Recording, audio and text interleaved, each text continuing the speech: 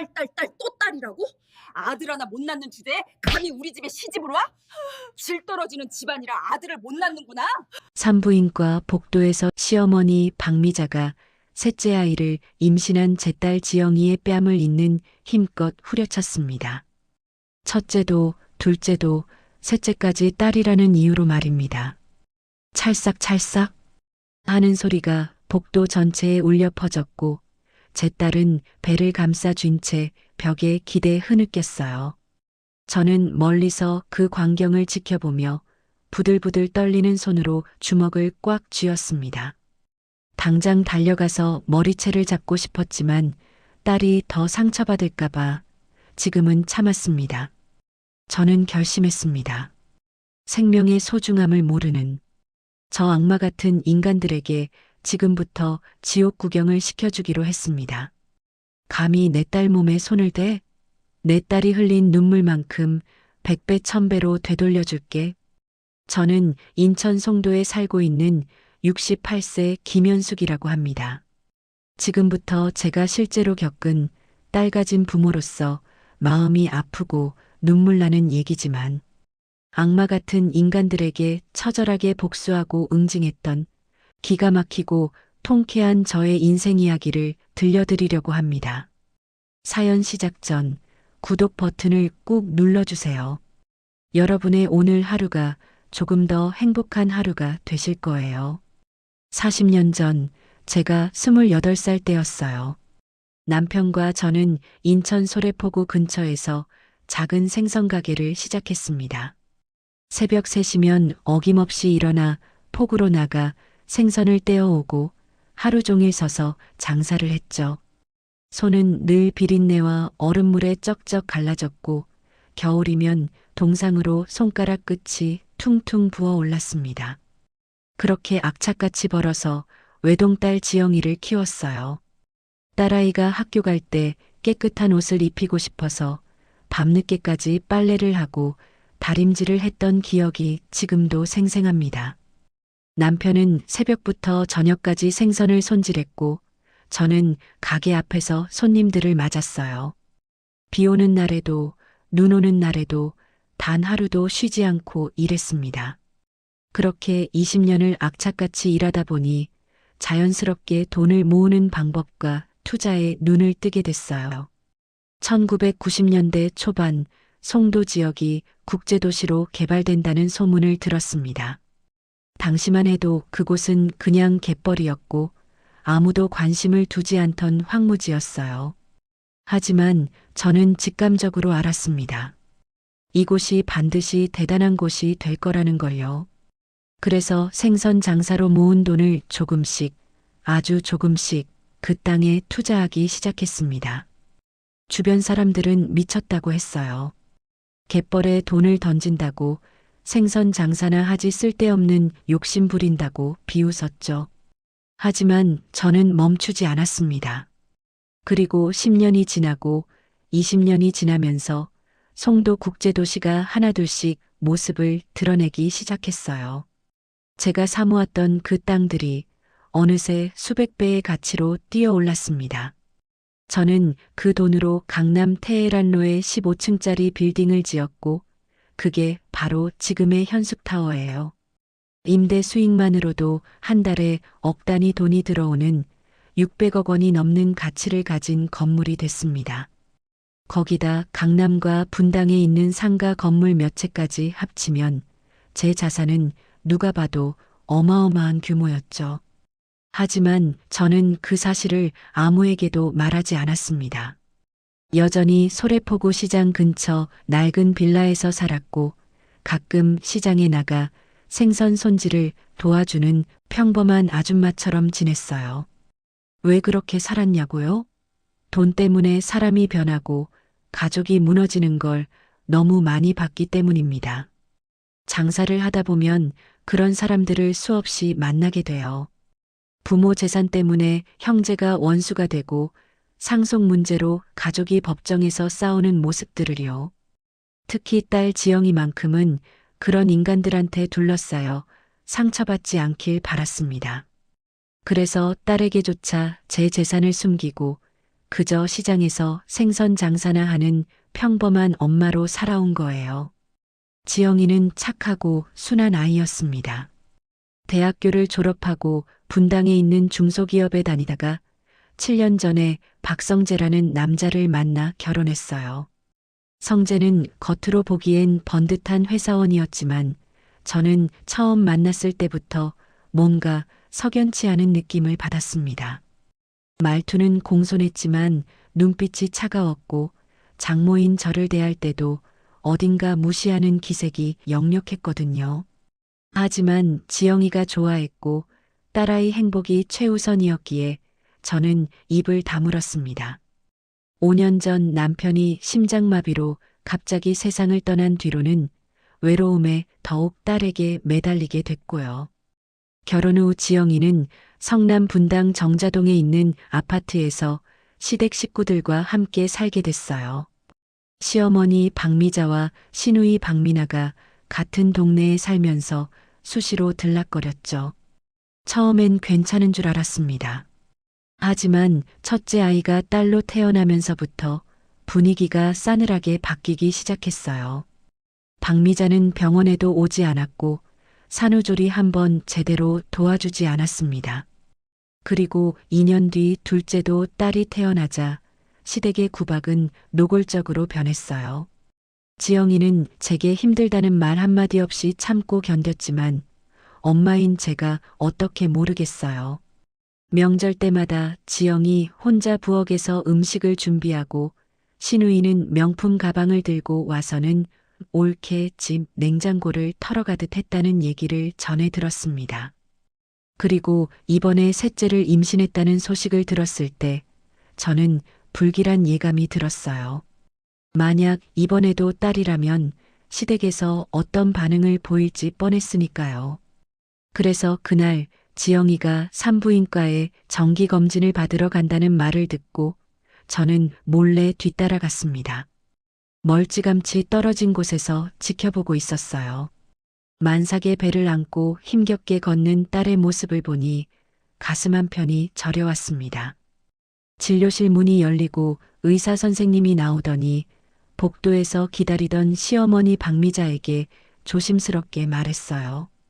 이번에도 딸이라고요. 그 순간 제 심장이 철렁 내려앉았습니다.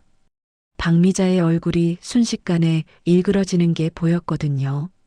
입술이 비틀리고 눈빛이 차갑게 변하는 모습이 마치 슬로우 모션처럼 제 눈에 들어왔습니다.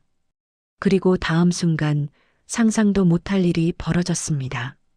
박미자가 임신한 딸 지영이의 뺨을 잇는 힘껏 후려쳤어요. 찰싹 하는 소리가 복도 전체에 울려 퍼졌습니다. 지영이는 충격에 휘청거리며 벽에 기댔고 본능적으로 배를 두 손으로 감싸쥐었어요. 뺨이 빨갛게 부어오르는 게 멀리서도 보였습니다. 하지만 박미자는 거기서 멈추지 않았어요. 주변 사람들이 다 쳐다보는데도 칠칠 맞은 년 대가 끊겼네. 아들 하나 못 낳는 주제에 뭘 믿고 우리 집에 붙어 있냐며 입에 담기도 힘든 욕설을 퍼부었습니다. 아들을 못 낳는 여자는 우리 집에 필요 없다. 아들 낳을 때까지 시댁 문턱 밟지 말라며 독설을 내뱉었어요.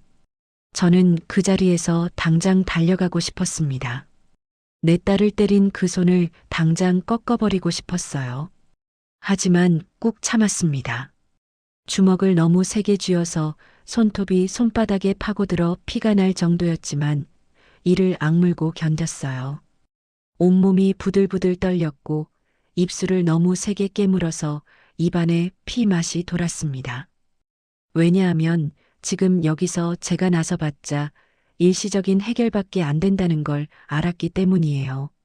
저는 더 크고 더 완벽한 그리고 더 처절한 복수를 계획하고 있었거든요.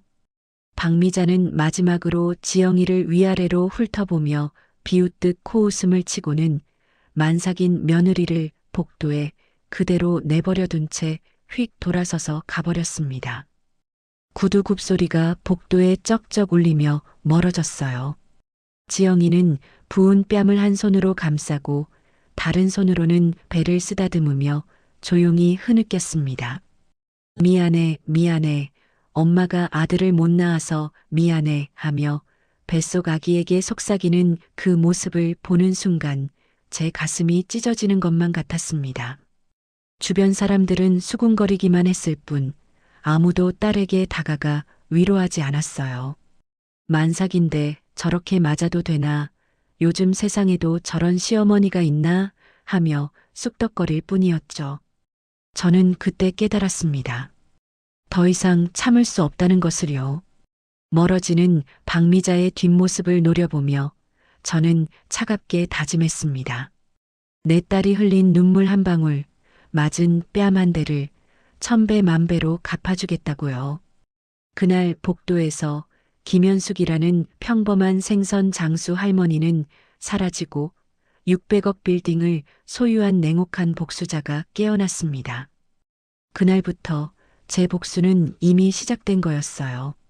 시애미 박미자도 사위 성재도 그 집안 식구들 그 누구도 제가 어떤 사람인지 전혀 몰랐습니다. 그들은 곧 알게 될 거예요.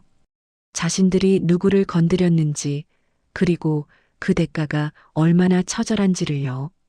지영이의 결혼식 날 저는 딸의 행복한 모습을 보며 안도했던 기억이 납니다. 하지만 그 안도감은 채 일주일도 가지 못했어요. 신혼여행에서 돌아온 지영이가 제게 전화를 걸어왔을 때 목소리가 어딘가 기운이 없었거든요. 엄마 괜찮아. 그냥 피곤해서 그래. 라고 말했지만 엄마인 제가 어떻게 모르겠어요. 그 목소리에 담긴 억지 웃음을요. 나중에 알게 된 사실이지만 신혼여행에서 돌아온 첫날부터 지영이의 시집살이는 시작됐습니다. 박미자가 새벽같이 전화를 걸어 아침상을 차리라고 했고 지영이는 여행 피로도 풀지 못한 채 일어나 부엌으로 갔어야 했어요. 그것도 시어머니가 원하는 메뉴대로 된장찌개에 생선구이에 나물 반찬까지 7가지를 차려야 했다고 합니다. 신혼부부의 첫 아침인데도 박미자는 며느리 혼자 부엌에서 허둥대게 만들었죠. 남편 성재는 어땠냐고요? 더 가관이었습니다. 지영이가 힘들게 차린 밥상을 보더니 국이 짜다며 상을 확 밀어버렸어요. 그릇들이 바닥에 와장창 깨지는 소리에 지영이는 그 자리에서 얼어붙었다고 합니다. 미안하다는 말도 괜찮냐는 말도 없이 성재는 그냥 현관문을 쾅 닫고 나가버렸어요. 지영이는 깨진 그릇을 치우며 혼자 눈물을 흘렸다고 하더군요. 결혼 전에 보여줬던 다정한 모습은 온데간데 없고 집에만 들어오면 왕처럼 군림하며 아내를 하녀 부리듯 했습니다. 생활비는 제대로 주지도 않았어요.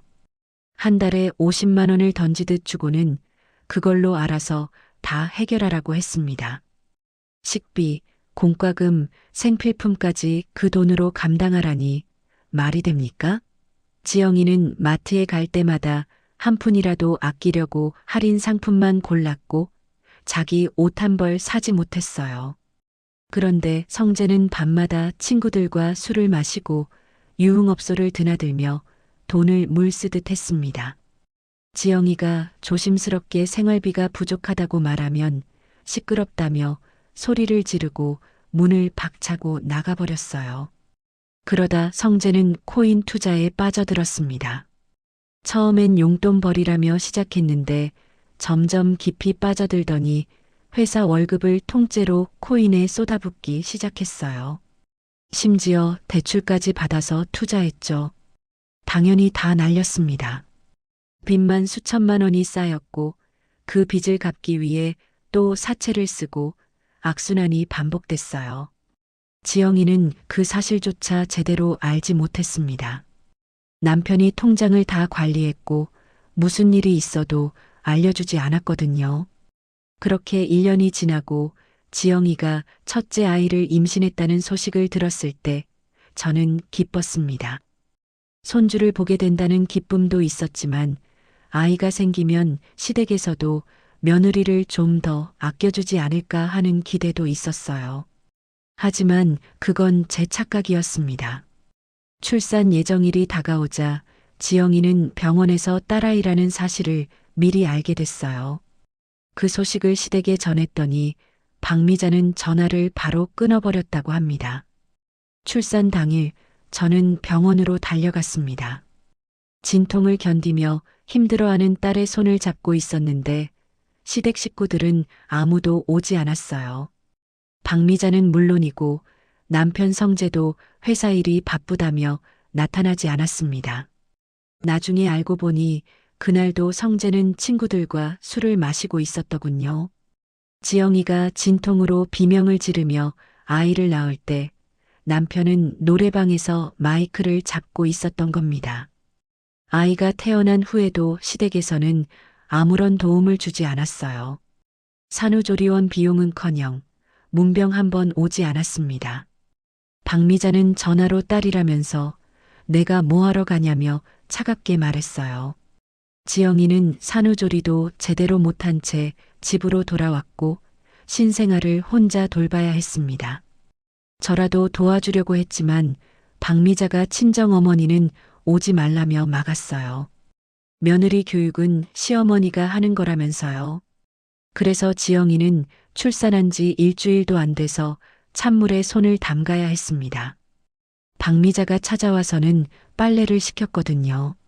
산후조리 중에는 찬물을 만지면 안 된다고 나중에 온몸이 쑤신다고 말해도 박미자는 내가 며느리 때는 출산하고 이틀 만에 밭을 나갔다며 핀잔만 줬어요. 지영이는 몸조리도 못한 채 아기 기저귀를 빨고 집안일을 해야 했습니다. 제가 그 얘기를 전해 듣고 당장 달려가려 했지만 지영이가 괜찮다며 엄마가 오면 더 힘들어질 것 같다며 만류했어요. 그리고 2년 후 지영이는 둘째를 임신했습니다. 이번에는 아들이기를 간절히 바랐지만 또다시 딸이었어요. 초음파 검사에서 딸이라는 걸 확인한 순간 지영이는 앞이 캄캄했다고 합니다. 시댁에 어떻게 말해야 할지 머릿속이 하얘졌다고 하더군요. 예상대로 박미자의 반응은 차가웠습니다. 전화로 소식을 전하자 한참 동안 침묵하더니 그래 하는 한마디만 던지고 끊어버렸어요. 둘째 출산 후에는 시댁의 구박이 더욱 노골적으로 변했습니다. 명절 때마다 지영이는 부엌에 갇혀 하루 종일 음식을 만들어야 했어요. 제사 음식까지 포함하면 20가지가 넘는 요리를 혼자서 준비해야 했습니다. 시누이 미나는 거실에 앉아 TV를 보거나 스마트폰만 만지작거리면서 옳게, 물 좀, 옳게, 과일 좀 하며 심부름만 시켰어요. 박미자도 마찬가지였습니다. 며느리가 명절 음식 만드는 건 당연한 거라며 지영이를 쉴 새 없이 부려먹었죠. 그런데 더 화가 나는 건 미나의 행동이었습니다. 미나는 결혼도 안 하고 백수로 지내면서 틈만 나면 오빠 집에 왔어요. 옳게 집을 제 집 드나들듯 하면서 냉장고를 마음대로 열어 비싼 고기며 과일이며 싹 쓸어갔습니다. 그러고는 아들도 못 낳는 주제에 좋은 것만 먹으려고 하냐며 지영이를 비웃었어요. 지영이가 사다 놓은 딸들 간식까지 가져가면서 조카들이 먹을 건데 왜 가져가냐고 하면 딸은 조카도 아니라며 코웃음 쳤다고 합니다. 심지어 미나는 지영이의 금반지와 목걸이까지 빌려간다며 가져갔어요. 급하게 돈이 필요하다면서 당장 내일 돌려주겠다고 했는데 그게 벌써 3년 전 일입니다.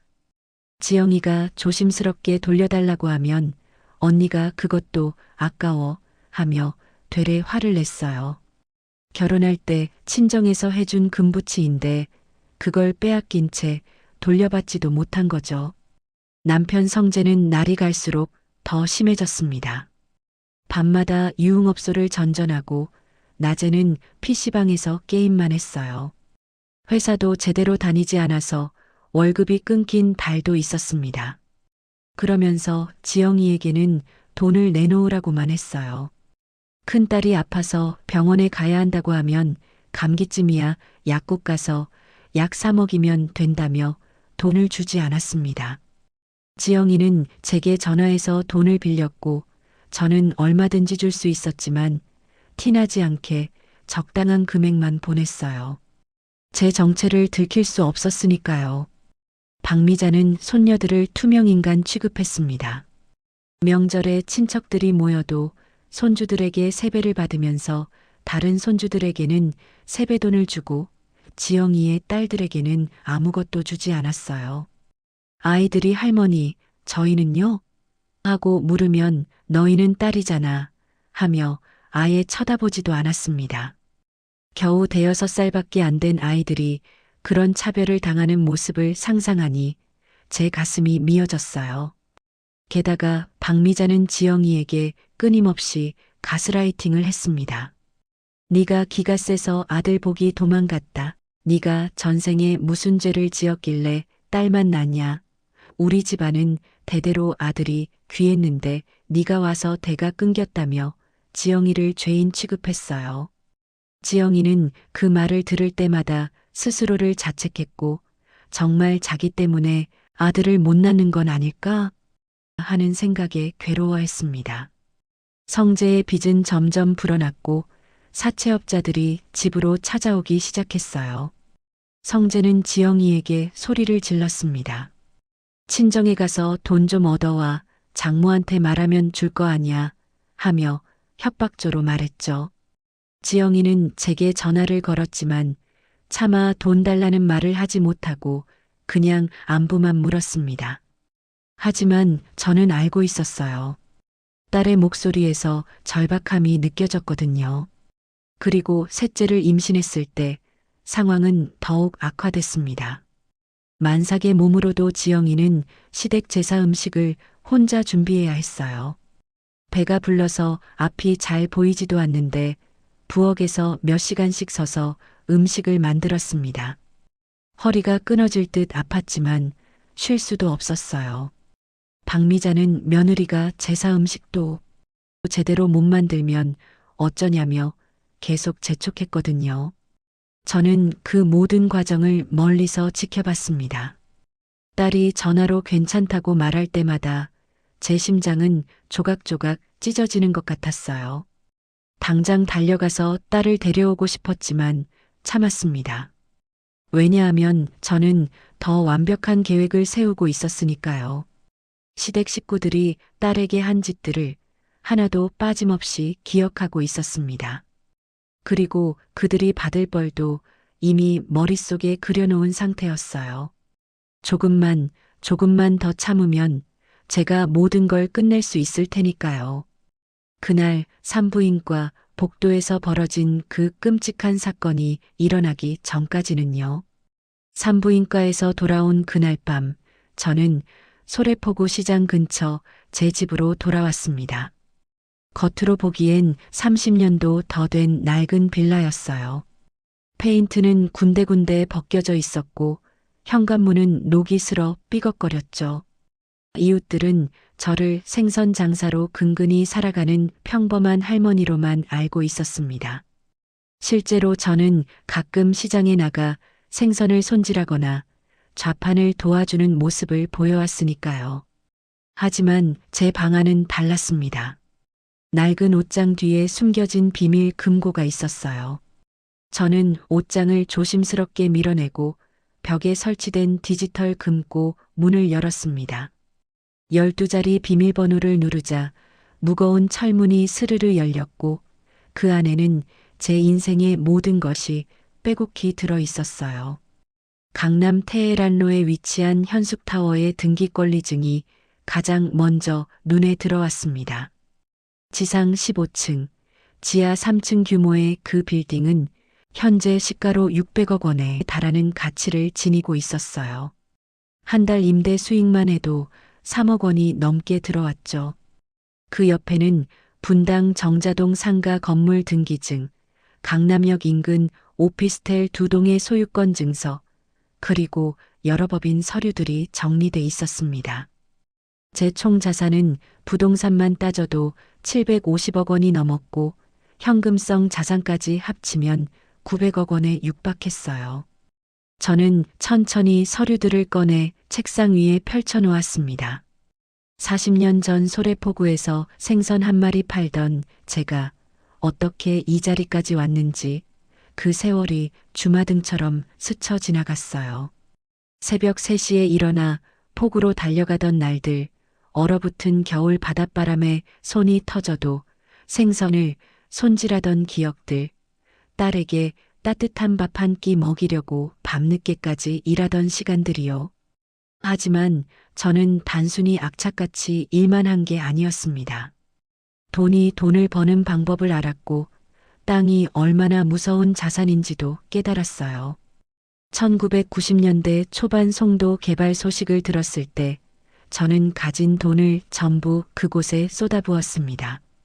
주변에서는 미쳤다고 했지만 저는 확신이 있었어요. 그리고 그 확신은 20년 후 현실이 됐고 제 자산은 기하급수적으로 불어났습니다. 그런데 왜 이 모든 걸 숨기고 살았느냐고요? 돈 때문에 사람이 얼마나 쉽게 변하는지 너무 많이 봤기 때문입니다. 제 주변에도 있었어요.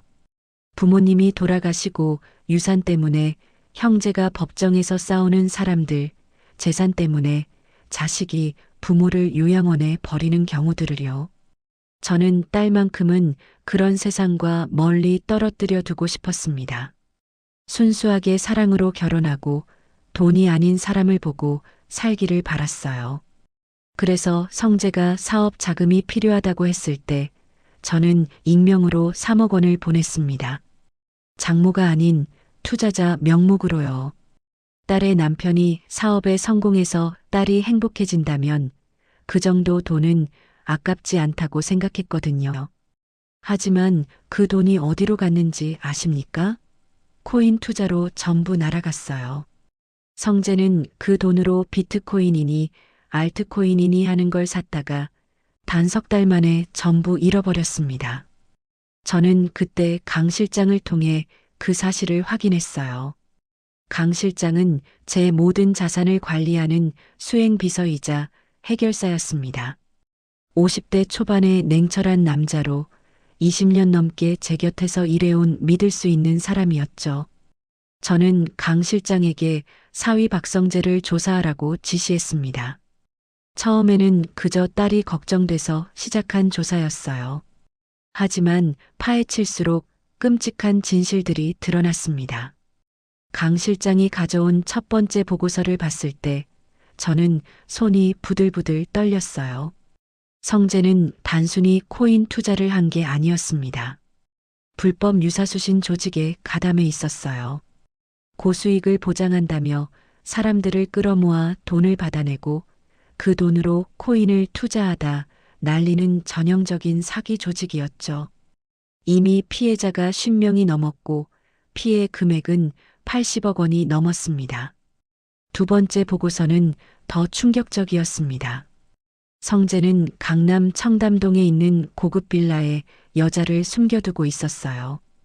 20대 후반의 룸살롱 출신 여자였는데 성재는 그 여자에게 한 달에 500만 원씩 생활비를 대주고 있었습니다.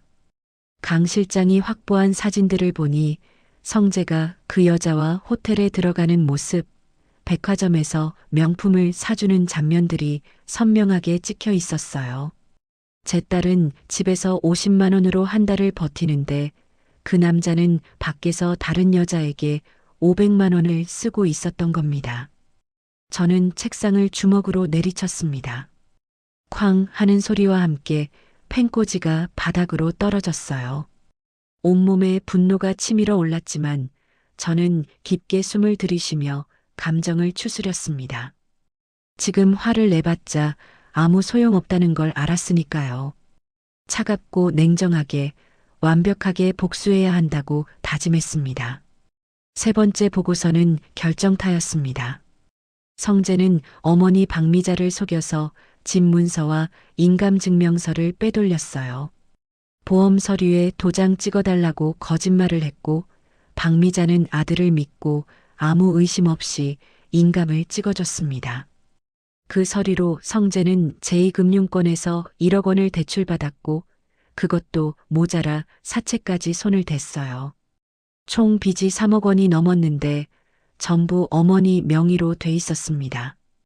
박미자는 아들이 자기 집을 담보로 빚을 끌어다 쓰고 있다는 사실조차 모르고 있었어요. 강 실장이 가져온 마지막 자료는 통화 기록과 계좌 추적 내역이었습니다. 성재와 그가 속한 코인 조직의 돈 흐름이 낱낱이 정리돼 있었어요. 누가 얼마를 입금했고 그 돈이 어디로 흘러갔는지, 누가 얼마를 챙겼는지가 한눈에 보였습니다. 심지어 도박 사이트 이용 내역까지 확보돼 있었죠.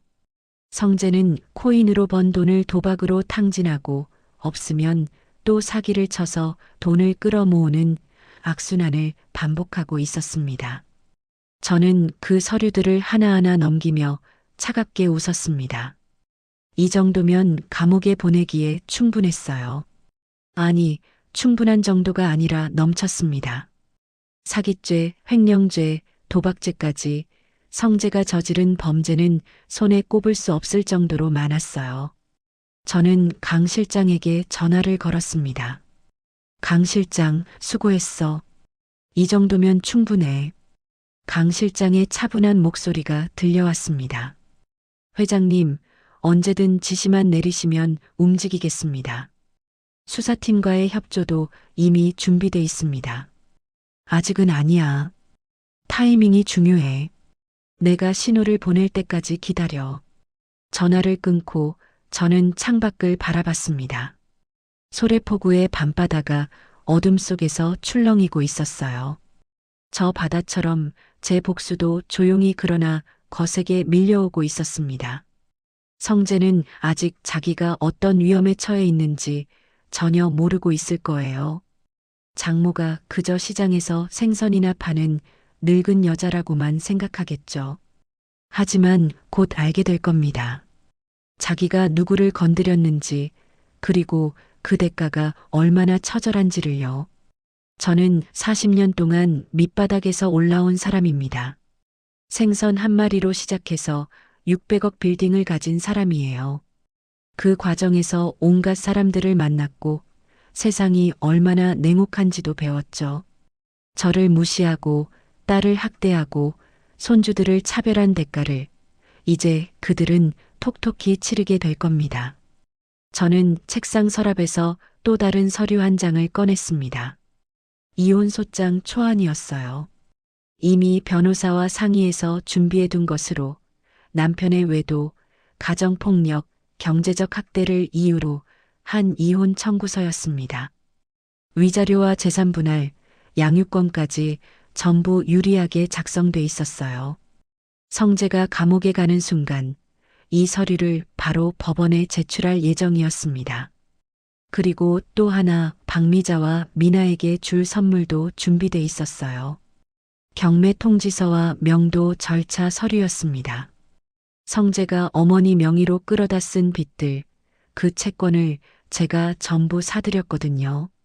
사채업자들이 돈을 받지 못해 박미자의 집을 넘보고 있을 때 저는 그 채권들을 조용히 인수했습니다. 그리고 적절한 타이밍에 경매를 신청할 계획이었어요. 그들이 딸을 괴롭힌 7년, 저는 단 하루도 잊지 않았습니다. 지영이가 눈물 흘린 밤들, 혼자 아이들을 키우며 힘들어한 날들, 시댁에서 무시당하고 차별받은 순간들을요. 그 모든 기억이 제 머릿속에 선명하게 새겨져 있었어요. 그리고 이제 그 빚을 받아낼 시간이 다가오고 있었습니다. 저는 서류들을 다시 금고 안에 넣고 문을 닫았습니다. 그리고 옷장을 제자리에 밀어놓았어요. 겉으로 보기엔 여전히 평범한 할머니의 방이었습니다.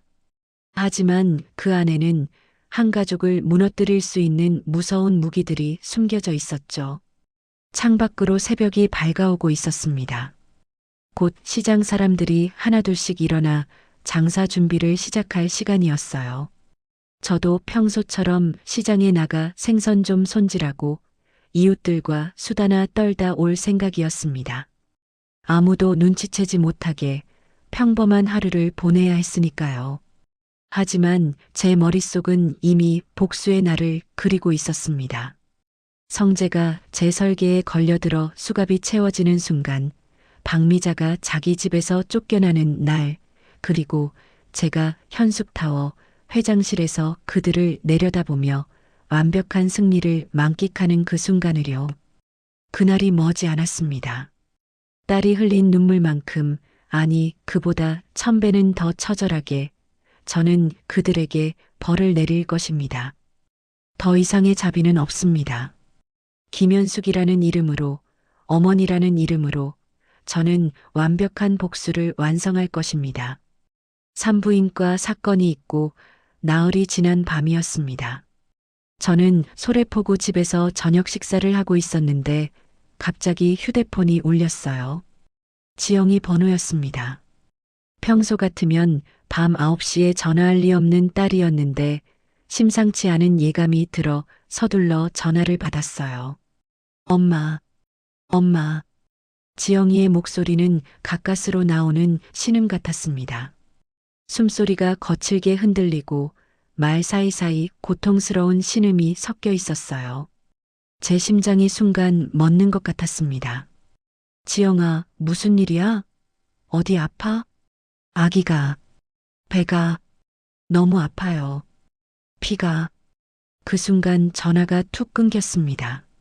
저는 미친 듯이 다시 전화를 걸었지만 지영이는 받지 않았어요. 손이 부들부들 떨렸습니다. 저는 재킷을 집어들고 현관문을 박차고 나갔어요. 분당까지는 차로 1시간 정도 걸리는 거리였지만 그날 저는 30분 만에 도착했습니다. 빨간불도 과속 카메라도 아무것도 신경 쓰지 않았어요. 오직 딸 생각뿐이었습니다. 아파트 주차장에 차를 세우고 엘리베이터를 탔어요. 12층까지 올라가는 시간이 영겁처럼 느껴졌습니다. 초인종을 눌러도 아무 대답이 없었고 저는 비상연락처로 받아둔 비밀번호를 눌러 현관문을 열었습니다. 그리고 본 광경에 저는 그 자리에서 숨이 멎는 줄 알았어요. 거실 바닥에 지영이가 쓰러져 있었습니다. 만삭의 배를 안은 채 바닥에 웅크린 자세로요. 얼굴은 창백하게 질려 있었어요. 입술은 파랗게 변해 있었고 식은땀이 이마를 적시고 있었습니다. 두 아이는 방 안에서 겁에 질려 울고 있었고요. 지영아, 지영아. 저는 딸에게 달려가 몸을 흔들었습니다. 지영이는 가까스로 눈을 뜨며 제 손을 움켜쥐었어요. 그 손이 얼음장처럼 차가웠습니다. 엄마, 아기가. 말하지 마. 지금 119 부른다. 저는 떨리는 손으로 119에 전화를 걸었습니다. 주소를 말하고 임산부가 출혈로 쓰러졌다고 설명했어요. 구급대원이 10분 안에 도착한다고 했지만 그 10분이 10시간처럼 길게 느껴졌습니다. 저는 지영이의 손을 꽉 잡고 괜찮아. 엄마가 여기 있어. 하며 계속 말을 걸었어요. 지영이가 의식을 잃을까봐 무서웠거든요. 그런데 그 순간 제 머릿속에 한 가지 생각이 번쩍 스쳤습니다. 사위는 어디 있지? 저는 지영이 핸드폰을 집어들어 통화 기록을 확인했어요. 남편 성재에게 6번이나 전화를 걸었는데 한 번도 받지 않았더군요. 제 손이 부들부들 떨렸습니다. 아내가 죽을 지경인데 이 남자는 어디서 뭘 하고 있는 거죠? 구급차가 도착했고 구급대원들이 들것에 지영이를 옮겨 실었습니다. 저는 두 아이를 급하게 이웃집에 맡기고 구급차를 따라 병원으로 갔어요. 응급실로 옮겨진 지영이는 곧바로 처치를 받았고 의사는 조기 진통이 왔다며 빨리 제왕절개를 해야 한다고 했습니다. 수술실 앞에서 기다리는 동안 저는 성재에게 전화를 걸었어요. 1번, 2번, 3번, 5번째 만에 겨우 전화가 연결됐습니다. 여보세요? 성재의 목소리는 짜증 섞인 톤이었어요. 뒤에서 여자 목소리와 웃음소리가 들렸습니다. 제 온몸에 분노가 치밀어 올랐지만 저는 꾹 참고 차분하게 말했습니다. 성재 씨, 저 장모예요. 지영이가 지금 수술실에 들어갔어요. 빨리 병원으로 오세요. 무슨 수술이요? 뭔 일인데요? 조기 진통이 와서 제왕절개 수술 중이에요. 빨리 오세요. 아, 알았어요. 전화는 그렇게 끊겼습니다. 걱정하는 말도 급하게 달려오겠다는 말도 없었어요. 저는 휴대폰을 꽉 쥐고 벽에 기대 눈을 감았습니다. 분노로 손이 떨렸지만 여기서 화를 내봤자 소용없다는 걸 알았어요. 1시간 후 수술이 끝났습니다. 의사가 나와서 다행히 산모와 아기 모두 건강하다고 했어요. 다만 조금만 늦었으면 위험할 뻔했다며 혼자 집에 있었던 게 정말 다행 중 불행이었다고 했습니다. 저는 그 말을 듣는 순간 눈앞이 캄캄해졌어요. 내 딸이 혼자 집에서 만삭의 몸으로 셋째 딸을 출산할 뻔했습니다.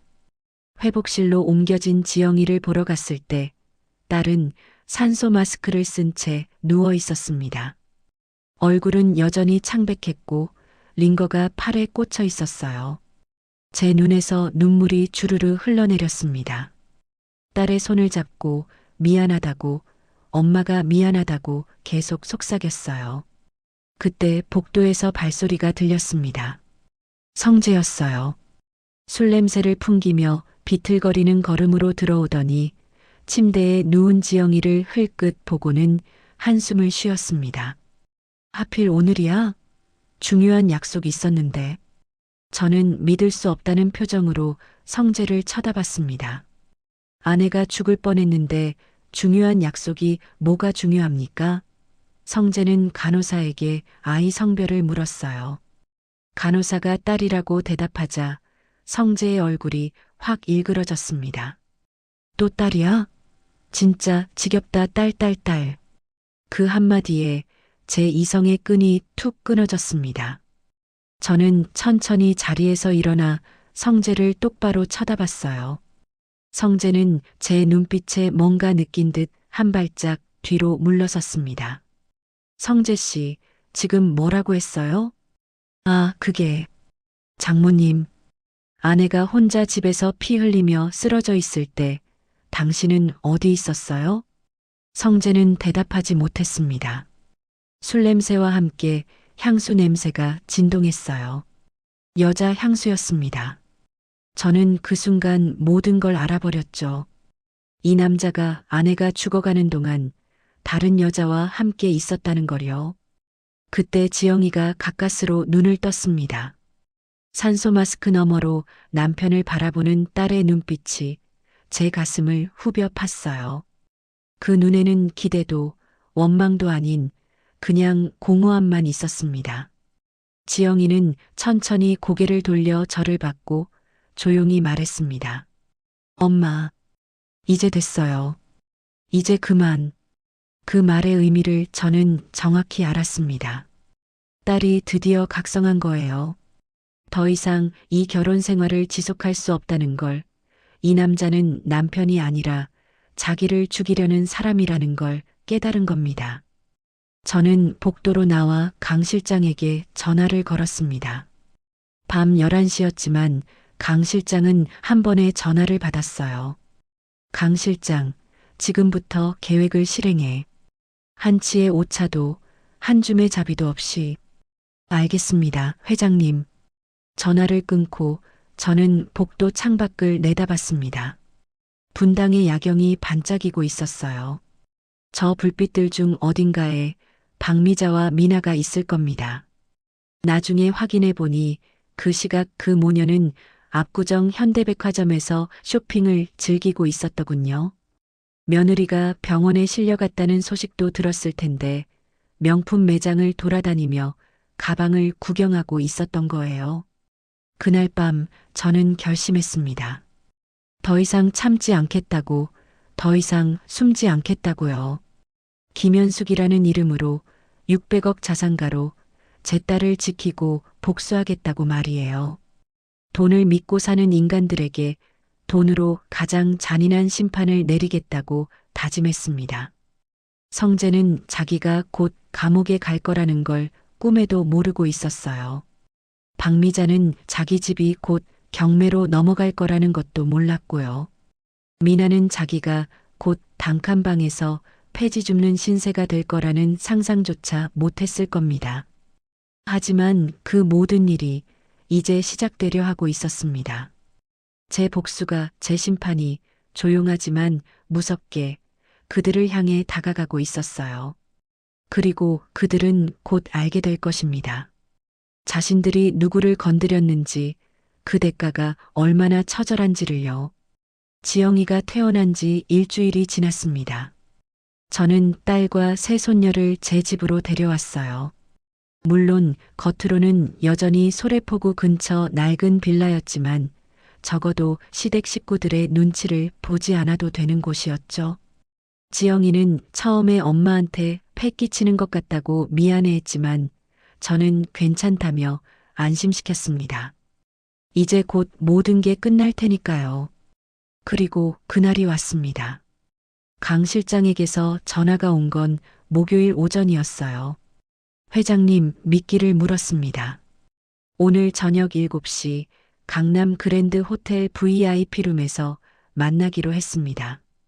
좋아. 계획대로 진행해. 성재는 일주일 전부터 강 실장이 깔아놓은 미끼를 물고 있었습니다. 강 실장은 가짜 투자자로 위장해서 코인 커뮤니티에 50억 원 규모의 대형 투자를 원한다는 글을 올렸어요. 당연히 성재가 달려들었죠. 그동안 사기를 치며 쌓아온 빚이 수억 원인데 50억만 손에 쥔다면 빚도 갚고 새 인생을 시작할 수 있다고 생각했을 겁니다. 강 실장은 성재를 교묘하게 유인했습니다. 몇 차례 카톡과 전화 통화를 나누며 신뢰를 쌓았고 마침내 대면 미팅을 제안했어요. 단 신원 보호를 위해 투자자는 얼굴을 가리고 나타날 거라고 했습니다. 성재는 의심한 점 없이 승낙했어요.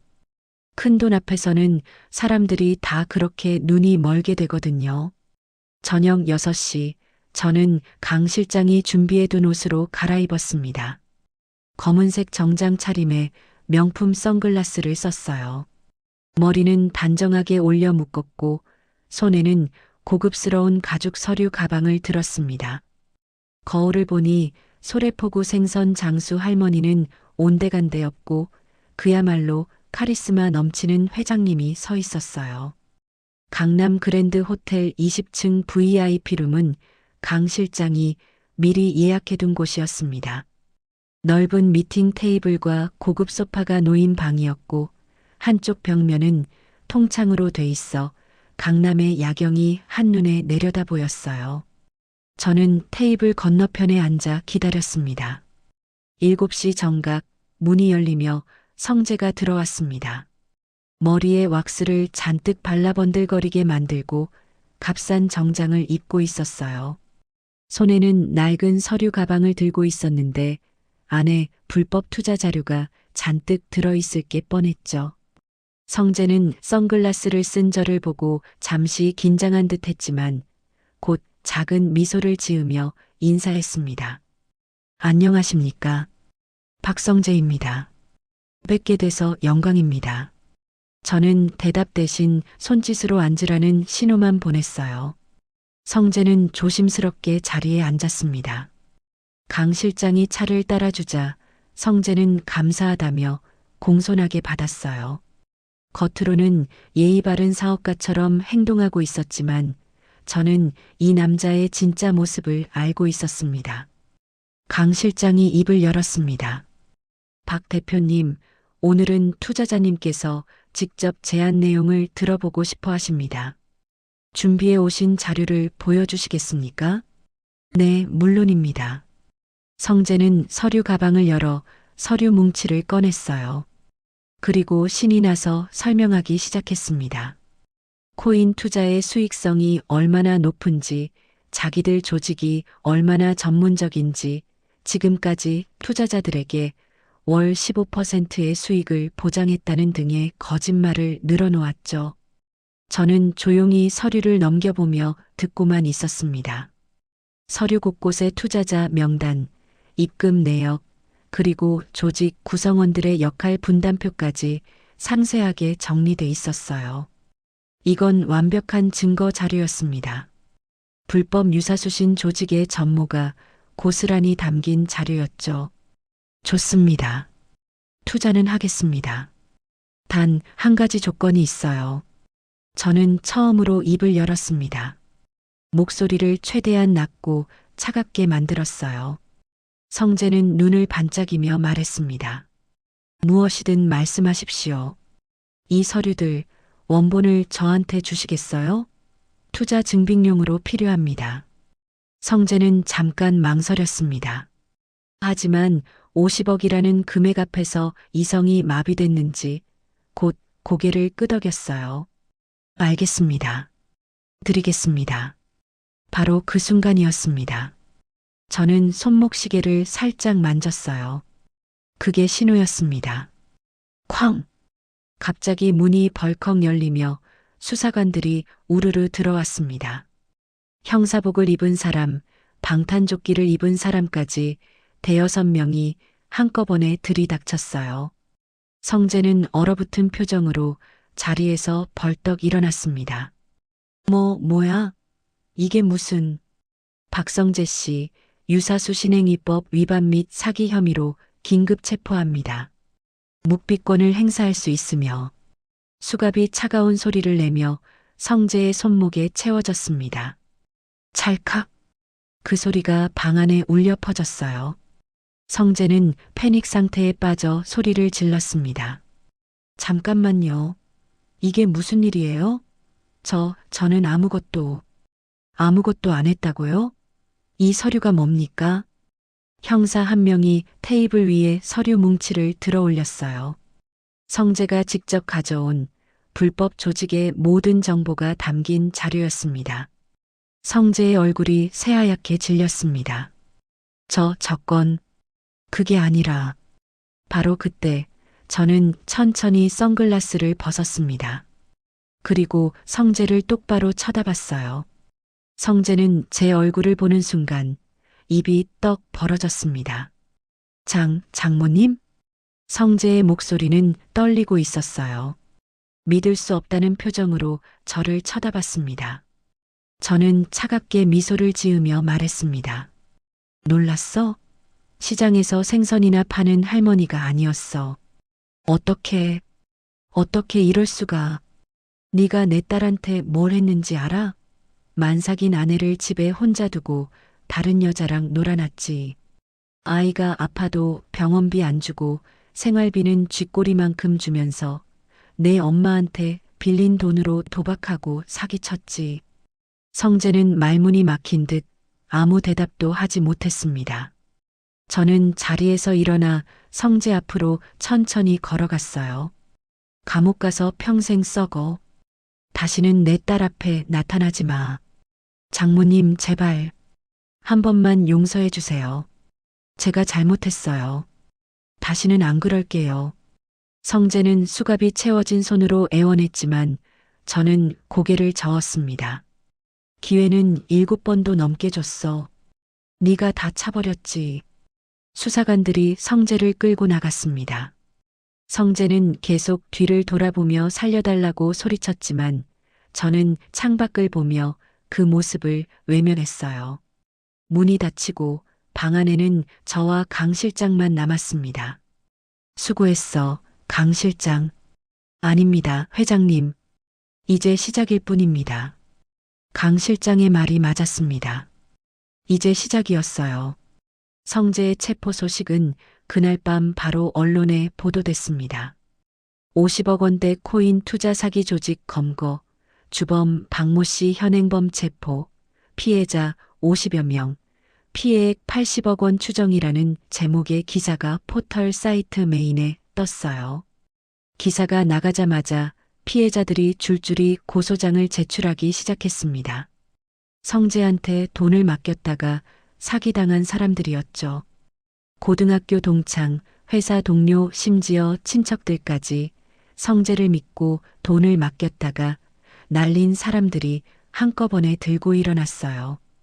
경찰서에서는 성재를 상대로 밤새 조사가 이어졌습니다. 강 실장이 확보해둔 증거 자료들, 통장 내역, 통화 기록, 그리고 성재가 직접 가져온 조직 서류까지 모든 게 완벽한 증거로 제출됐어요. 성재는 변명조차 할 수 없었습니다. 이틀 후 검찰은 성재를 구속 기소했습니다.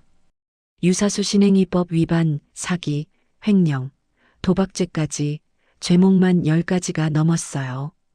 변호사는 집행유예를 받기 어려울 거라고 했고 최소 징역 5년은 각오해야 한다고 했습니다. 성재의 얼굴은 신문 일면에 실렸습니다. 모자이크 처리도 안 된 채 수갑을 찬 모습이 그대로 공개됐어요. SNS에서는 성재를 아는 사람들이 글을 올리기 시작했습니다. 저 인간한테 속았다. 돈 떼었다. 사기꾼이다. 하는 글들이 쏟아져 나왔죠. 성재는 사회적으로 완전히 매장됐습니다. 저는 그 모든 과정을 지켜보며 조용히 미소를 지었습니다. 첫 번째 복수가 완벽하게 성공한 거예요. 하지만 아직 끝이 아니었습니다. 박미자와 미나가 남아 있었으니까요. 강 실장에게 전화를 걸었습니다. 강 실장, 다음 단계로 넘어가. 박미자와 미나 차례야. 알겠습니다, 회장님. 내일부터 채권 회수 절차를 시작하겠습니다. 전화를 끊고 저는 소래포구 집 창밖을 내다봤습니다. 밤바다가 조용히 출렁이고 있었어요. 저 바다처럼 제 복수도 조용하지만 거세게 밀려가고 있었습니다. 성재는 이제 감옥에 갔지만 그의 어머니와 누이는 아직 자기들에게 무슨 일이 닥칠지 모르고 있었죠. 하지만 곧 알게 될 겁니다. 며칠 안에 그들의 집 문 앞에 빨간 딱지가 붙을 테니까요. 그리고 그들이 그토록 무시하고 멸시했던 사돈 김현숙이 사실은 600억 빌딩 주인이었다는 걸 알게 되는 순간 그들의 세상은 완전히 무너질 것입니다. 시댁의 지옥문이 이제 막 열리기 시작했습니다. 성재가 구속된 지 사흘째 되는 날 강 실장에게서 전화가 왔습니다. 회장님, 시작됐습니다. 지금 박미자 집 앞에 사채업자 3팀이 몰려 있습니다. 좋아. 현장 상황을 계속 보고해. 저는 소파에 앉아 차를 마시며 강 실장의 보고를 들었어요. 성남시 분당 오리역 근처에 있는 박미자의 아파트는 30평대 중소형으로 시세가 대략 15억 원 정도 되는 곳이었습니다. 박미자는 그 집을 담보로 1억 원을 제2금융권에서 대출받았고 추가로 사채 2억 원을 썼어요. 물론 본인이 직접 쓴 게 아니라 아들 성재가 어머니 명의를 도용해서 빌린 돈이었죠. 그런데 성재가 감옥에 가면서 모든 게 터져버렸습니다. 원래 성재는 사기로 번 돈으로 이자를 갚아왔는데 이제 그 돈줄이 끊긴 거예요. 사채업자들은 이자가 밀리자마자 바로 채무자를 찾아 나섰고 채무자 명의가 박미자로 돼 있으니 당연히 박미자의 집으로 몰려온 겁니다. 강 실장의 보고가 계속 이어졌습니다. 사채업자들이 초인종을 미친 듯이 누르고 있고 박미자는 집 안에서 문을 걸어 잠그고 나오지 않고 있다고 했어요. 하지만 그게 무슨 소용이 있겠어요. 법적 절차는 이미 시작됐으니까요. 저는 창밖을 보며 조용히 말했습니다. 강 실장, 채권 매입건은 어떻게 됐어? 이미 완료했습니다. 사채 채권 2억 원과 제2금융권 대출 채권 1억 원, 총 3억 원어치를 전부 저희 법인 명의로 인수했습니다. 그럼 이제 우리가 채권자네. 네, 회장님. 법적으로 박미자에게 채무 변제를 요구할 수 있는 권한이 저희에게 있습니다. 경매 신청은 언제 해? 내일 아침 바로 법원에 신청하겠습니다. 전화를 끊고 저는 깊게 숨을 들이쉬었습니다. 박미자는 아직도 상황을 제대로 파악하지 못하고 있을 거예요. 아들이 자기 명의로 빚을 냈다는 것도 그 빚이 이미 다른 사람 손에 넘어갔다는 것도 모를 겁니다. 하지만 곧 알게 되겠죠. 다음 날 아침 법원에 경매 신청이 접수됐습니다. 그리고 일주일 후 박미자의 집에 법원 집행관이 찾아왔어요. 강 실장이 보낸 사진을 보니 박미자는 현관문을 열어주지 않으려 했지만 집행관은 법적 권한으로 문을 열고 들어갔습니다. 집행관은 집안을 둘러보며 압류 가능한 물건들을 확인했어요. TV, 냉장고, 세탁기, 에어컨 같은 가전제품에 하나씩 빨간 딱지를 붙였습니다. 박미자는 울부짖으며 이게 무슨 일이냐고 소리를 질렀지만 집행관은 담담하게 채무불이행으로 인한 강제집행 절차라고 설명했어요. 며칠 후 경매 통지서가 등기 우편으로 도착했습니다. 박미자의 아파트가 법원 경매로 넘어간다는 공식 통지였어요. 감정가는 13억 원으로 책정됐고 최저 입찰가는 10억 원이었습니다. 첫 경매 날짜는 한 달 후로 잡혔죠. 박미자는 그제야 사태의 심각성을 깨달았습니다. 아들 성재에게 면회를 갔지만 성재는 유리창 너머에서 고개만 숙이고 있었어요. 어머니, 미안해요. 제가 어머니 명의로 돈을 빌렸어요. 하는 고백을 듣는 순간 박미자는 그 자리에 기절할 뻔했다고 합니다. 집으로 돌아온 박미자는 사방팔방으로 전화를 걸었어요. 친척들, 교회 사람들, 아는 사람들한테 돈을 빌려달라고 애원했습니다. 하지만 아무도 도와주지 않았어요. 성재의 사기 사건이 뉴스에 나간 뒤로 박 씨 집안은 동네에서 완전히 낙인 찍힌 상태였거든요. 전화를 받는 사람들은 죄송하지만 저희도 형편이 어렵다며 혹은 아예 전화를 끊어버렸습니다. 시누이 미나는 더 가관이었습니다. 자기 명품 가방과 옷들에도 압류 딱지가 붙자 미나는 발광을 했어요. 집행관한테 이건 제 거라며 떼를 썼지만 집행관은 이 집에 있는 모든 물건은 압류 대상이라고 차갑게 말했습니다. 미나가 타고 다니던 중고 수입차도 마찬가지였어요. 차량 견인 통지서가 날아왔고 며칠 후 견인차가 와서 차를 끌고 갔습니다. 미나는 친구들한테 전화를 걸어 도움을 요청했지만 아무도 받지 않았어요.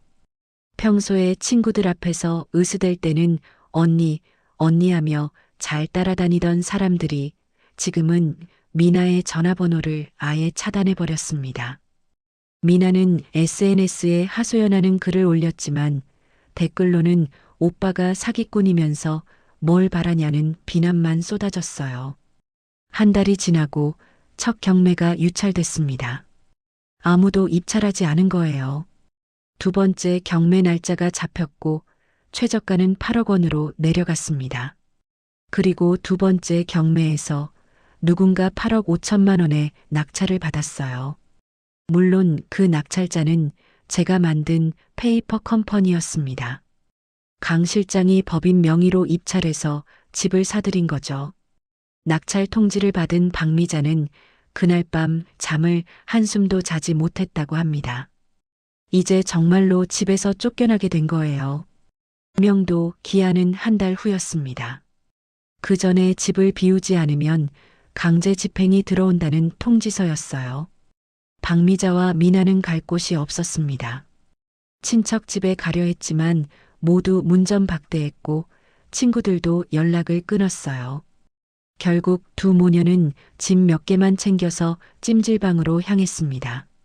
30평대 아파트에서 살던 사람들이 이제는 찜질방 바닥에서 잠을 자야 하는 신세가 된 거예요. 찜질방에서 며칠을 보낸 후 두 사람은 고시원으로 옮겼습니다. 오리역 근처 허름한 고시원의 1.5평짜리 단칸방이었어요. 월세는 35만 원, 공동 화장실에 샤워실도 공용이었습니다. 박미자는 그 좁은 방 침대에 앉아 멍하니 벽만 바라봤고 미나는 구석에서 훌쩍거리며 울기만 했습니다. 돈이 떨어지자 두 사람은 일자리를 찾아야 했어요. 하지만 60대 중반의 박미자와 일한 경험이 전무한 40대 미나를 받아주는 곳은 거의 없었습니다. 결국 박미자는 아파트 청소 일을 구했고 미나는 식당에서 설거지 일을 시작했어요. 평생 남을 부려먹고 살던 사람들이 이제는 하루 10시간씩 노동을 해야 겨우 끼니를 때울 수 있는 처지가 됐습니다. 어느 날 저녁 박미자는 청소 일을 마치고 돌아오다가 옛날 아파트 근처를 지나게 됐어요. 예전에 살던 그 아파트 앞을 멍하니 바라보는데 지나가던 동네 사람이 박미자를 알아봤습니다. 어머, 저 사람 박씨 아줌마 아니야? 아들이 사기꾼이라던데. 맞아, 맞아. 그 집 망했다며? 고시원 산대. 쑥덕쑥덕 수군거리는 소리가 박미자의 귓가에 또렷하게 들렸어요. 박미자는 고개를 푹 숙이고 황급히 그 자리를 벗어났습니다. 얼굴을 들 수가 없었어요. 평생 남들 앞에서 으스대고 살았던 사람이 이제는 동네에서 손가락질 당하는 신세가 된 겁니다. 미나는 더 비참했습니다. 식당 일을 하다가 손님 중 한 명이 자기를 알아봤어요. 평소에 미나가 SNS에 명품 자랑하며 잘난 척하던 모습을 본 사람이었죠. 어머, 박미나 아니야? 여기서 설거지해? 명품 가방은 다 어디 갔어? 미나는 얼굴이 빨개져서 아무 대답도 못하고 주방으로 도망쳤습니다. 그날 저녁 퇴근 후 미나는 고시원 방에서 혼자 소리내어 울었어요. 이 모든 게 꿈이었으면 좋겠다고 눈만 뜨면 예전 생활로 돌아갈 수 있을 거라고 믿고 싶었지만 현실은 잔인했습니다. 그러던 어느 날 박미자는 문득 한 사람을 떠올렸습니다. 사돈 김현숙이었어요. 그 평범한 생선 장수 할머니, 늘 허름한 옷을 입고 시장을 오가던 그 사람 말이에요. 박미자는 생각했습니다. 그래, 사돈한테 가보자. 같은 손주를 둔 사이인데 설마 우리를 외면하겠어? 비록 형편은 어렵겠지만 밥 한 끼 얻어먹고 잠자리 하나 얻는 건 가능하지 않을까? 박미자는 미나에게 말했습니다. 미나야, 우리 사돈 댁에 가보자. 김현숙 말이야. 엄마, 그 사람한테요? 그 할머니도 우리랑 별반 다를 것 없잖아요. 그래도 지금 우리한테 남은 사람이 그 사람밖에 없잖아. 손주들 핑계로라도 도움을 좀 받아보자. 두 모녀는 비 오는 밤 소래폭으로 향했습니다. 버스를 몇 번이나 갈아타고 2시간 넘게 걸려 도착한 곳은 낡은 빌라촌이었어요. 김현숙이 산다는 주소를 찾아갔지만 집은 비어 있었습니다. 불도 꺼져 있고 초인종을 눌러도 아무 대답이 없었어요. 현관문 옆 우편함에 메모 한 장이 꽂혀 있었습니다. 박미자는 그 메모를 꺼내 읽었어요. 살고 싶으면 강남역 인근 현숙타워 로비로 와. 박미자는 메모를 보며 고개를 갸우뚱했습니다. 현숙타워? 그게 뭐지? 미나가 옆에서 말했어요. 엄마, 그거 강남역 앞에 있는 유명한 빌딩 아니에요? 거기서 일하나 봐요. 아, 그래. 청소 같은 거 하나? 그런가 봐요. 두 모녀는 서로 얼굴을 마주보며 작게 웃었습니다. 김현숙이 그 빌딩에서 청소나 자비를 하는 줄로만 착각한 거예요. 비참한 처지지만 그래도 사돈이 자기들보다는 나은 줄 알고 일말의 우월감마저 느꼈습니다. 좋아, 내일 아침에 강남으로 가자. 사돈한테 사정 좀 하면 뭐라도 도와주겠지. 비는 점점 더 세차게 내렸습니다. 두 모녀는 젖은 옷을 여미며 버스 정류장으로 향했어요. 자기들이 내일 무엇을 마주하게 될지 전혀 모른 채 말이죠. 박미자는 아직도 몰랐습니다. 자기가 찾아갈 그 빌딩의 주인이 바로 사돈 김현숙이라는 사실을요.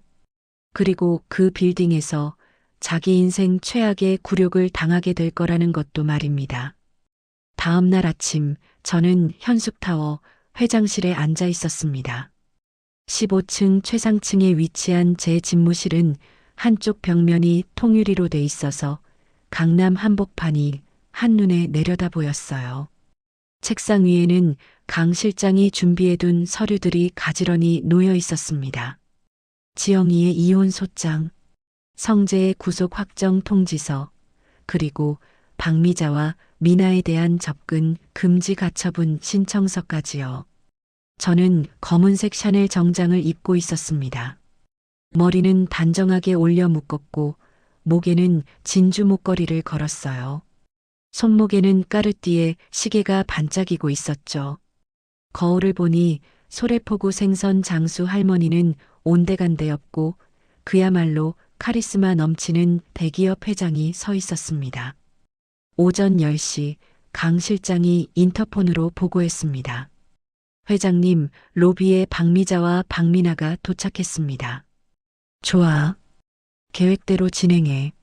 저는 회장 의자에 앉아 다리를 꼬고 기다렸어요.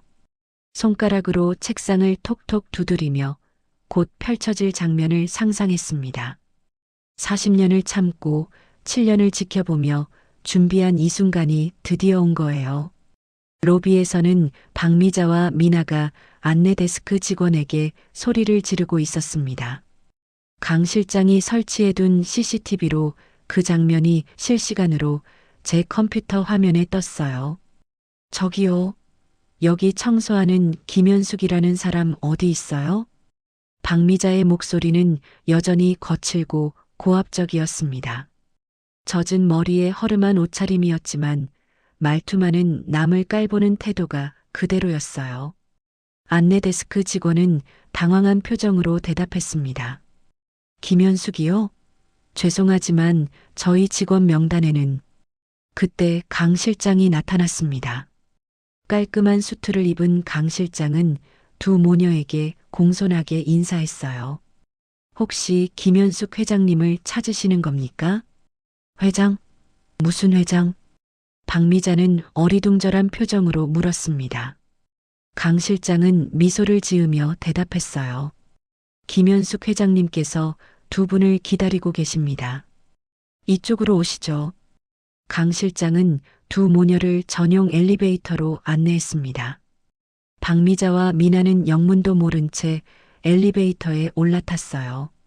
15층 버튼이 눌렸고 엘리베이터는 조용히 위로 올라가기 시작했습니다. 저 김현숙이 여기서 청소하는 거 아니에요? 미나가 조심스럽게 물었습니다. 강 실장은 대답 대신 미소만 지었어요. 엘리베이터가 15층에 도착하고 문이 열렸습니다. 앞에는 넓은 복도가 펼쳐져 있었고 끝에는 회장실이라고 적힌 검은색 문이 보였어요. 강 실장이 문을 열었습니다. 그리고 두 모녀를 안으로 안내했어요. 박미자와 미나가 방 안으로 들어서는 순간 저는 천천히 의자를 돌렸습니다. 어서 오세요, 사돈. 제 목소리가 조용히 방 안에 울려 퍼졌습니다. 박미자와 미나는 저를 보는 순간 입이 떡 벌어졌어요. 눈이 휘둥그레졌고 말문이 막힌 듯 아무 소리도 내지 못했습니다. 사돈? 박미자가 떨리는 목소리로 말했습니다. 저는 자리에서 천천히 일어났어요. 15cm 굽의 하이힐을 신고 있어서 키가 더 커 보였습니다. 저는 두 모녀 앞으로 걸어갔어요. 구두 굽이 대리석 바닥을 딛는 소리가 똑똑 울렸습니다. 놀랐어요? 시장에서 생선이나 파는 할머니가 아니어서 이게 무슨... 저는 선글라스를 벗어 책상 위에 던졌습니다. 그리고 창밖을 가리키며 말했어요. 저 보이는 빌딩들 다 얼마짜리인지 알아요? 여기 현숙타워는 600억이에요. 그리고 이 빌딩 내 거예요. 거짓말. 미나가 고개를 저으며 중얼거렸습니다. 하지만 눈앞의 모든 것이 현실이었어요. 호화로운 회장실, 고급 가구들, 그리고 정장을 말끔하게 차려입은 저의 모습까지요. 거짓말이 아니에요. 40년 전부터 나는 땅을 사모았고 빌딩을 지었어요. 송도 개발로 수백억을 벌었고 강남에 부동산을 샀죠. 지금 내 총 자산이 900억이 넘어요. 박미자는 비틀거리며 뒤로 물러섰습니다. 벽에 기대며 가까스로 중심을 잡았어요. 얼굴이 새하얗게 질려 있었습니다. 그럼 우리 집이 경매로 넘어간 것도 그래요. 내가 샀어요. 아들이 어머니 명의로 빌린 빚, 그 채권을 내가 샀고 경매 신청도 내가 했어요. 그리고 낙찰도 내가 받았죠. 제 목소리는 차갑게 식어 있었습니다. 박미자는 무릎이 꺾이며 바닥에 주저앉았어요. 미나는 벽에 기댄 채 눈물을 흘렸습니다. 왜 이러는 거예요? 왜냐고요? 정말 모르겠어요? 저는 박미자 앞에 쭈그리고 앉아 똑바로 쳐다봤습니다. 박미자는 제 눈을 마주치지 못하고 고개를 돌렸어요. 산부인과에서 내 딸 뺨 때린 거 기억나요? 박미자의 몸이 움찔했습니다. 저는 천천히 일어서며 말을 이었어요. 만삭인 며느리를 복도에서 때리고 아들 못 낳는다고 욕하고 손주들을 차별하고 내 딸을 7년 동안 괴롭혔잖아요. 그 빚 이제 받으러 왔어요. 저는 책상으로 돌아가 서류 뭉치를 집어들었습니다. 그리고 두 모녀 앞에 휙 던졌어요. 서류들이 바닥에 흩어졌습니다. 이혼 소장이에요. 지영이는 성재와 이혼해요. 위자료 5억, 재산 분할 3억, 양육비 매달 300만 원씩 받아낼 거예요. 그리고 저는 또 다른 서류를 꺼냈습니다. 이건 성재 구속 확정 통지서예요. 징역 7년 선고받았어요. 최소 5년은 감옥에서 썩을 거예요. 마지막 서류를 꺼내 박미자 앞에 던졌습니다. 그리고 이건 접근 금지 가처분이에요. 지금부터 당신들은 내 딸과 손녀들한테 100m 이내로 접근하면 즉시 경찰에 신고돼요. 박미자는 바닥에 흩어진 서류들을 멍하니 바라봤습니다. 미나는 벽에 기댄 채 그대로 주저앉았어요. 저는 박미자 앞으로 다가갔습니다. 그리고 7년 전 산부인과 복도에서 벌어졌던 그 장면을 떠올렸어요. 딸이 맞은 뺨, 흘린 눈물, 무릎 꿇고 사과하던 모습들이 생생하게 떠올랐습니다. 산부인과에서 내 딸한테 한 짓 기억나죠?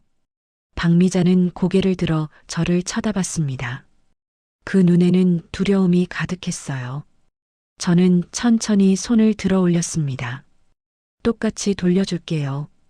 찰싹, 찰싹, 드어. 제 손바닥이 박미자의 뺨을 후려쳤습니다. 박미자는 충격에 고개가 옆으로 돌아갔고 뺨이 빨갛게 부어올랐어요. 저는 한 번도 아니고 한 번 더 반대편 뺨도 쳤습니다. 찰싹. 박미자는 바닥에 쓰러졌고 입술이 찢어져 피가 흘렀습니다. 이게 내 딸이 느꼈던 거예요. 아프죠? 창피하죠? 억울하죠? 내 딸은 7년 동안 이런 기분으로 살았어요. 미나가 울부짖으며 소리쳤습니다. 그만해요. 제발. 그만. 아직 시작도 안 했는데? 저는 인터폰을 눌렀습니다. 곧 보안 요원 2명이 들어왔어요. 덩치 큰 남자들이 양쪽에서 두 모녀를 일으켜 세웠습니다. 이 사람들 밖으로 내보내요. 다시는 이 빌딩에 발도 못 들이게 하고요. 알겠습니다, 회장님. 보안 요원들이 두 모녀를 끌고 나가기 시작했습니다. 박미자는 저를 돌아보며 애원했어요. 사돈, 제발. 한 번만 용서해줘요. 용서? 7년 동안 내 딸은 당신한테 단 한 번이라도 용서받은 적 있어요? 박미자는 대답하지 못했습니다. 보안 요원들이 두 모녀를 복도로 끌고 나갔고 회장실 문이 닫혔어요. 저는 창가로 걸어가 아래를 내려다봤습니다. 몇 분 후 로비 밖으로 끌려 나온 두 모녀가 보였어요. 박미자는 비틀거리며 걷고 있었고 미나는 어깨를 떨며 울고 있었습니다. 지나가는 사람들이 그들을 쳐다봤지만 아무도 도와주지 않았어요. 저는 그 모습을 조용히 지켜봤습니다. 7년 전 산부인과 복도에서 홀로 남겨진 딸의 모습이 떠올랐어요. 그때 느꼈던 분노가 이제야 조금 풀리는 것 같았습니다. 강 실장이 들어와 조용히 서 있었습니다. 저는 창밖을 보며 말했어요. 끝났어, 강 실장. 드디어 끝났어. 네, 회장님. 완벽한 승리입니다. 하지만 저는 알고 있었습니다. 이건 승리가 아니라 당연한 대가라는 것을요. 딸이 당한 고통을, 손주들이 받은 상처를 그저 돌려준 것뿐이라는 걸요. 저는 책상으로 돌아가 앉았습니다. 서랍에서 가족사진 한 장을 꺼냈어요. 지영이와 새손녀가 활짝 웃고 있는 사진이었습니다. 저는 그 사진을 가슴에 꼭 안으며 조용히 미소를 지었습니다. 이제 우리 행복하게 살 거야. 아무도 우릴 괴롭히지 못해. 엄마가 할머니가 지켜줄 테니까. 창밖으로 강남의 빌딩들이 햇살에 반짝이고 있었습니다. 저 밑 어딘가에서 박미자와 미나가 절망하고 있겠지만 저는 더 이상 그들을 생각하지 않기로 했어요. 제 인생에서 그들은 이제 존재하지 않는 사람들이니까요. 복수는 완성됐습니다. 그리고 이제 새로운 시작이 기다리고 있었습니다. 그렇게 시간이 1년이 흘렀어요. 서울구치소 독방에서 성재는 하루하루를 버티고 있었어요. 징역 7년 확정 판결을 받은 후 그의 삶은 완전히 무너졌습니다. 차가운 교도소에서 하루 세끼 똑같은 밥을 먹고 교도소 공장에서 단순 노동을 반복하는 나날이었죠. 면회를 오는 사람도 없었습니다. 어머니 박미자도 누이 미나도 이제는 감옥에 있는 성재를 찾지 않았어요. 성재는 매일 밤 침대에 누워 천장만 바라봤습니다. 자기가 어떻게 이렇게 됐는지 후회가 밀려왔지만 이미 늦었어요. 박미자와 미나는 여전히 고시원에서 살고 있었습니다. 박미자는 아파트 청소 일을 계속했고 미나는 식당 설거지를 하며 근근히 생계를 이어갔어요. 두 모녀는 좁은 방에서 서로를 탓하며 매일 싸웠습니다. 박미자는 미나를 보며 네가 결혼이라도 했으면 이 꼴은 안 당했을 거라고 했고 미나는 엄마가 오빠를 그렇게 키웠으니 이렇게 됐다고 맞받아쳤어요. 가족은 이미 붕괴됐고 서로에 대한 원망만 남았습니다. 어느 추운 겨울날 폐지를 주우러 나간 박미자는 길에서 옛날 아는 사람과 마주쳤어요. 예전에 교회에서 함께 다니던 권사님이었습니다. 박미자는 고개를 숙였지만 그 권사님은 박미자를 못 본 척하고 지나쳤어요. 박미자는 그 자리에 멈춰서서 추운 바람을 맞으며 눈물을 흘렸습니다. 이게 자기 인생이라는 게 믿기지 않았어요. 반면 지영이는 완전히 새로운 삶을 살고 있었습니다. 강남 한복판 현숙타워 바로 옆 고층 펜트하우스에서 세 딸과 함께 지내고 있었어요. 50평이 넘는 넓은 거실에서 아이들은 마음껏 뛰어놀았고 지영이는 매일 아침 행복한 얼굴로 아이들을 학교에 보냈습니다. 더 이상 시댁 눈치를 볼 필요도 남편의 폭언을 들을 일도 없었어요. 지영이는 온라인 쇼핑몰을 시작했습니다. 예전부터 관심이 많았던 패션 분야였는데 저의 자금 지원으로 제대로 된 사업을 시작할 수 있었어요. 처음엔 작은 규모였지만 지영이의 성실함과 센스로 사업은 점점 커져갔습니다. 6개월 만에 월 매출 5천만 원을 넘겼고 직원도 3명을 고용했죠. 지영이는 더 이상 누군가에게 의지하는 사람이 아니었습니다. 스스로 일어서서 자기 인생을 개척하는 당당한 여성이 됐어요. 저는 손주들과 함께하는 시간이 가장 행복했습니다. 주말마다 아이들을 데리고 놀이공원에 가고 맛있는 것도 사주고 밤에는 함께 동화책을 읽어줬어요. 큰 손녀가 저를 보며 말했습니다. 할머니, 우리 이제 행복해요. 그 말을 듣는 순간 제 눈에서 눈물이 흘렀습니다. 그래, 이거였어요.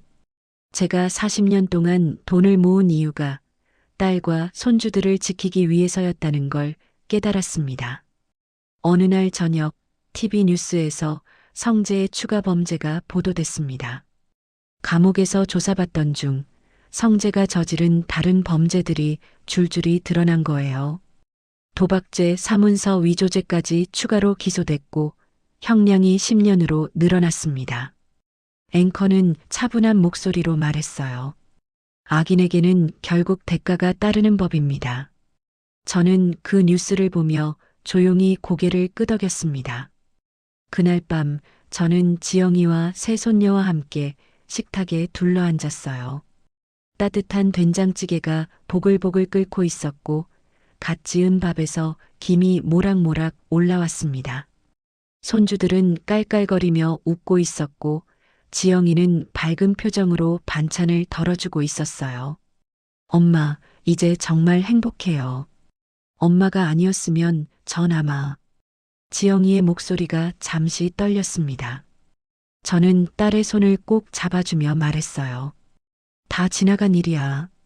이제 우리 앞만 보고 살자. 네, 엄마. 저는 식탁을 둘러보며 생각했습니다. 여자가 아들을 못 낳는 게 죄가 아니에요. 사람을 무시하고 약자를 괴롭히고 가족을 학대하는 그 못된 심보가 죄인 거죠. 박미자는 평생 남을 깔보며 살았고 그 대가를 톡톡히 치렀습니다. 성재는 아내를 하녀 부리듯 했고 지금 감옥에서 그 값을 치르고 있어요. 반면 우리는 행복했습니다. 돈이 많아서가 아니라 서로를 아끼고 사랑하기 때문이었어요.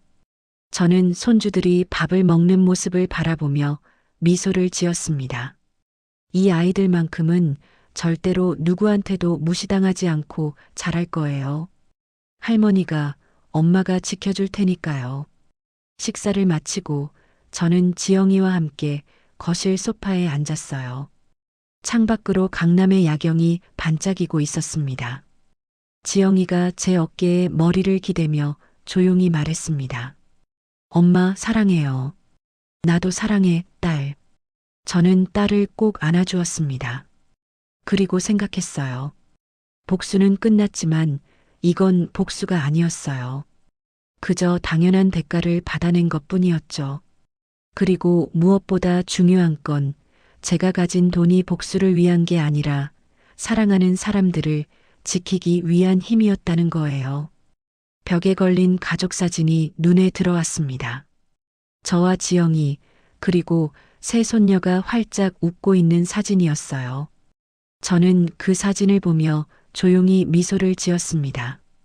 이게 제가 원했던 거예요. 가족의 행복, 그리고 평화로운 일상이요. 여러분, 오늘 이야기 어떠셨나요? 요즘 같은 세상에 딸이라고 해서 무시당하면 안 되겠지요? 아들이건 딸이건 모두 똑같은 소중한 우리 아이들이니까요. 우리 새손녀 딸들이 얼마나 이쁜지 모르겠어요. 사람을 차별하고 약자를 괴롭히는 그 못된 심보가 결국 문제입니다. 세상은 결국 공평한 것 같아요. 악행에는 반드시 대가가 따르고 선한 사람에게는 행복이 찾아오죠. 혹시 여러분도 힘든 시간을 보내고 계신다면 부디 포기하지 마세요. 언젠가는 여러분의 정의로운 날이 반드시 올 겁니다. 오늘의 이야기가 여러분의 마음에 작은 위로가 되었다면 구독과 좋아요를 눌러주세요. 그리고 지금 어디에서 듣고 계신지 댓글로 알려주시면 그곳으로 행운의 기운을 가득 담아 보내드리겠습니다. 늘 건강하시기를 기원드리며 오늘도 따뜻하고 행복한 하루 보내시기 바랍니다. 감사합니다.